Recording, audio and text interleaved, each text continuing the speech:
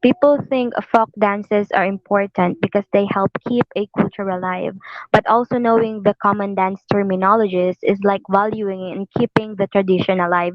And they are all important because they preserve the Philippine culture and pass it on to the next generation. Good afternoon to everyone. We are the group three and we're going to discourse the common dance terms. So let's have first Paharon to discuss the first four types of common dance terminologies. Yes, thank you. And there is the first one. This is cut. To displace quickly one foot with another, thus completely taking off the weight of body from the place displaced foot. So, parang ano lang siya, mabilisang galawang step, ganun. So, next is Dusidus. A figure in square dancing in which two persons advance, pass around each other back to back, and return to their places. So, as you can see in the picture, ano naman siya, understandable naman siya yung ano yung ginagawa nila. So, next po. And next is draw. To pull one foot along the floor close to the other which has the weight of the body. The weight may or may not be transferred. So parang step lang siya ng stay put in ganon. So the last one is free foot. The foot not supporting the weight of the body, hop spring on supporting foot and land on the same foot. Yung nakikita nyo sa ano sa picture, ganyan lang siya. Parang yung isang foot lang nasa floor tapos yung isang foot is nakahanging. So yun lang. So next is Miss Ponpon.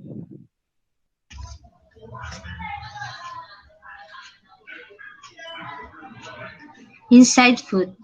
The foot nearest one's partner when partner stand by side. The next is free hand. The free hand not placed anywhere or not doing anything. As you can see in the picture, makikita niyo talaga naka-steady lang siya. Parang wala talaga siyang ginagawa. Then, next. Hope. The hope is a spring fan one foot landing on the same foot in place or any direction. The other foot may be raised in any direction, in front, inner, sideward, or across. And the inside hand. The hand nearest one's partners when they stand by side. The inside hand and the inside foot, when you dance, whatever position you have on the hand, it should also be on the foot. In short, whatever step you take with your hand, it will also move your foot in motions. The next is padulan.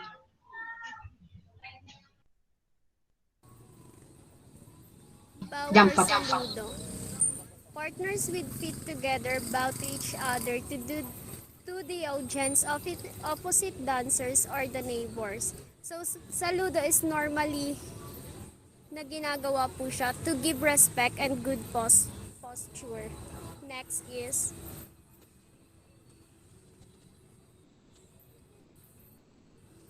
clockwise. Like the motion of the hands of the clock, our shoulder is towards the center of an imaginary circle when facing the center of an imaginary circle.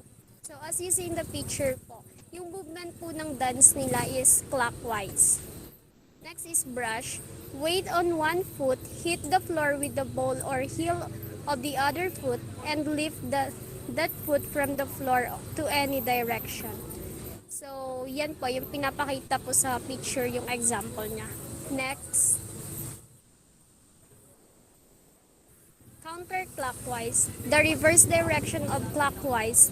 L shoulder towards center. Movement is toward right when facing center of circle. So, kabaliktaran naman po siya ng clockwise, which is counterclockwise. Baliktad po yung movement ng dance. Next is Miss Panganiban. Thank you. Lip. Spring on the spring on the supporting foot and land on the other foot. The video attached is the example of lift. Outside foot. The foot away from one's partner when they stand side by side. Basically, it is just a position po. Next. Outside hand. The hand away from one's partner when they stand side by side. Parehas lang po to nung outside foot. Pero as far as I know po, sabay po silang ginagawa yung outside hand and outside foot. Opposite. The person standing in opposite position across the set. Next. The partners stand opposite each other about 6 feet apart. When facing audience, girl stands at partner's right.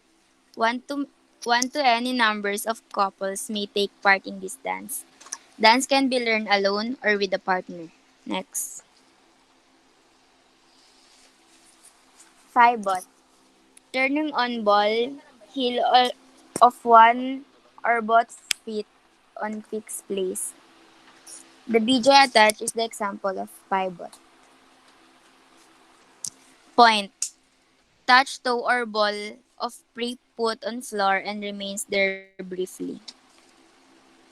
Next.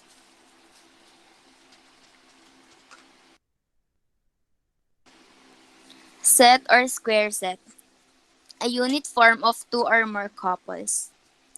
Beside from folk dance, it is commonly used in promenades. Slide. To glide one foot along the floor smoothly, with or no transfer of weight. Attached is the video example of slide. Next. Stamp. To bring down one foot forcibly on the floor with or without transfer of weight. Next is Miss Parenio. Thank you. Thank you. So yung next is yung step with the weight on one foot. Shift the weight into the other foot or to advance or to recede by moving one foot to another resting place with a complete transfer of weight from one foot to the other. Next.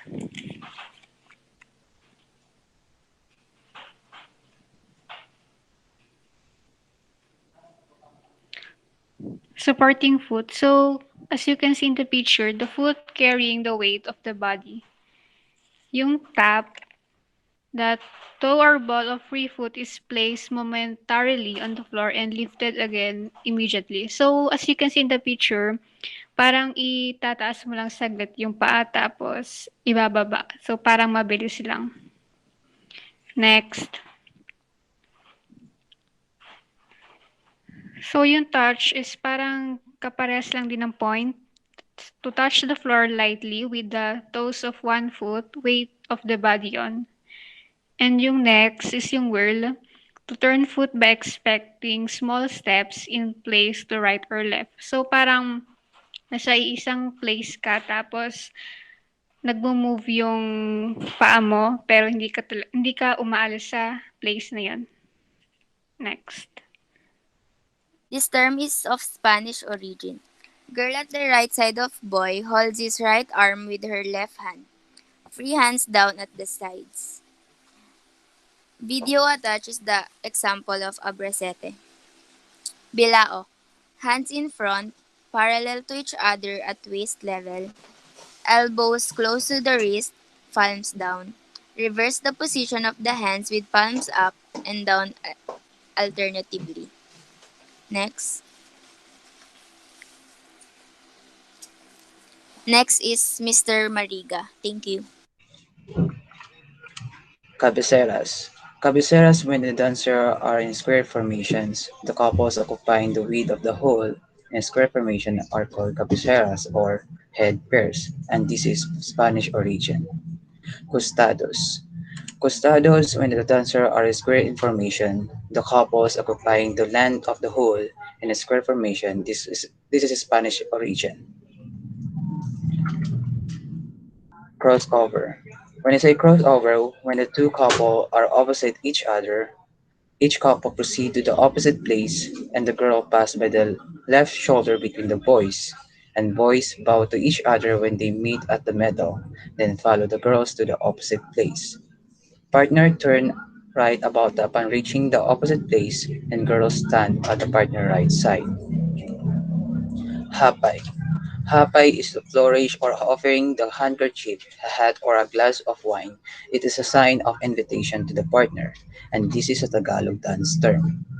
Next is Mindanyo.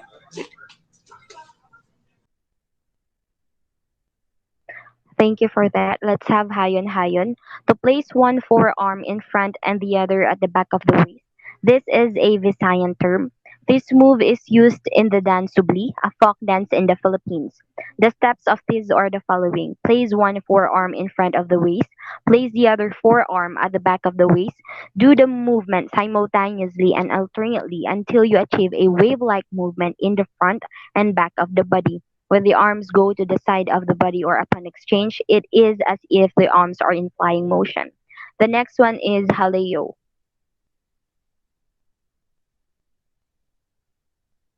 Partners turn once around clockwise with right elbows almost touching or counterclockwise with left elbows almost touching using walking or any kind of dance step. Despite not having much relevance at present, was one of the first genres of this artistic genre based on styles such as bolerias, sulias, and many other styles derived from it. Furthermore, haleo is also an expression associated with flamenco. They are those gestures and exclamations that accompany dancing, singing, or guitar during a show. Those oles, what art, or let's go, which are cheered during the artist's performances.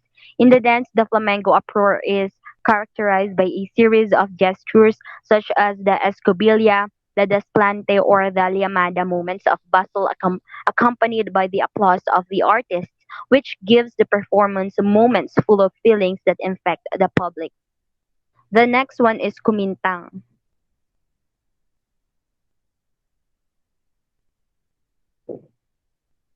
Moving the hand from the wrist either in a clockwise or counterclockwise direction. This is an Ilocano term. The kumintang is the name given to several distinct styles, techniques, and forms in music and dance, probably originating in the areas used by early Spanish cartographers and chronicles to denote a large province centering around what is known as Batangas. Early 19th century travelers' accounts often mentioning the kumintang as a Tagalog chant national, describing them as dance songs performed by pairs of men and women with texts concerning love and courtship. All accounts mention a glass of coconut wine passed from hand to hand by the dancers as they sing. And the last one is the masiwak.